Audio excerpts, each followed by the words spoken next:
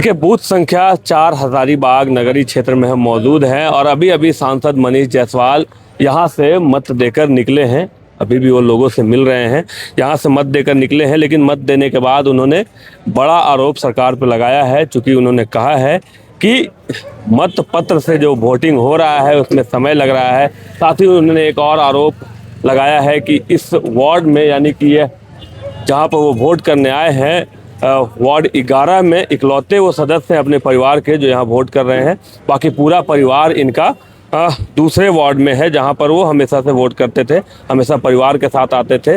हालांकि उन्होंने लोगों से अपील की है कि आप आइए, सबसे पहले मतदान करिए और अपने नगर की सरकार को चुनिए, क्योंकि नगर का विकास यही करेगा। आप सुनिए, वोट करने के बाद मीडिया से बातचीत करते हुए सांसद मनीष जायसवाल क्या कुछ बता रहे हैं। संजय सेठ ने आरोप लगाया है सरकार पे कि होने का एक साजिश बचा जा रहा है। देखिए, सभी कुछ है। पहले तो वोटर लिस्ट में गड़बड़ी इन लोगों ने किया, उसके बाद मत पत्र से चुनाव जो है वो हो रहा है। आपको दलगत चुनाव नहीं हो रहा है, जबकि उसको भी होना चाहिए था। तो ये सरकार ये चुनाव इसलिए करा रही है क्योंकि हाईकोर्ट ने डंडा चलाया और भारतीय जनता पार्टी ने दबाव बनाया। नगर की सरकार जो बननी है वो सबसे जरूरी किसी भी व्यक्ति के लिए यही सरकार होता है, इसलिए कि इसमें आपका जो रोजमर्रा की जो चीजें हैं इसी से जुड़ी रहती है। चाहे वो पेयजल हो, आपको साफ सफाई हो, स्ट्रीट लाइटिंग हो, छोटा मोटा नली गली हो, ये सब इसी से जुड़ा हुआ होता है। तो इसीलिए मैं सभी से अपील करूंगा कि लोकतंत्र तभी मजबूत होगा जब लोकतंत्र के जो प्रहरी लोग हैं, जो यहाँ के नागरिक हैं, वो अपना वोट अपने फ्रेंचाइज का उपयोग करें। तो आप आइए, लोकतंत्र के उत्सव में शामिल होइए। सरकार ने छुट्टी की भी घोषणा की है। आपके पास पूरा अवसर है कि आप भागीदारी निभाएं। 85% से ऊपर अगर पोलिंग होगा तभी जो है लोकतंत्र मजबूत होगा। परिवार के साथ हमेशा मतदान करने के लिए आते थे, आज अकेले हैं। देखिए, इलेक्शन कमीशन ने लगता है ऐसा कि परिवार का विभाजन कर दिया है। मेरे परिवार के बाकी सदस्य वार्ड नंबर 28 में है।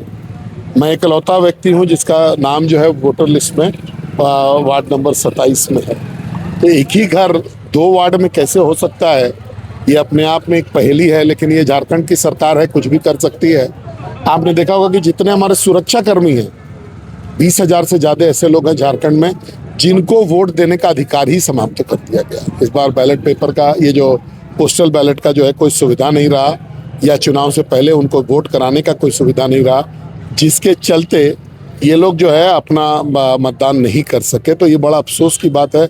लोकतंत्र तभी मजबूत होगा जब सभी लोग वोट करें। सर, बैलेट पेपर से वोट किया बहुत दिन बाद, क्या कहेंगे?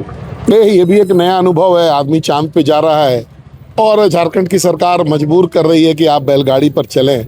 अभी तो देखिए, ये शहर का चुनाव है तो शायद उतना लूटपाट नहीं हो सकेगा, लेकिन पूरा बेईमानी करने की लोगों को संभावना है गिनती काउंटिंग में। तो हम लोग भी सजग रहेंगे। आपने सांसद मनीष जायसवाल ने क्या कुछ कहा, क्या कुछ आरोप लगाए।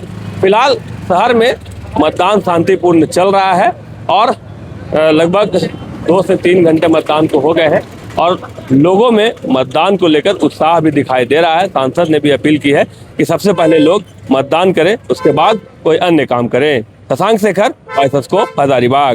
क्रिकेट के विश्व मंच पर छा रही हैं रांची की प्रतिभाएं। इन प्रतिभाओं को संवार रहा है जेके इंटरनेशनल क्रिकेट एकेडमी। अनुभवी कोच की देखरेख, सुविधाओं से लैस जेके क्रिकेट एकेडमी अनुशासन और आत्मविश्वास का विश्वास भरा सफर।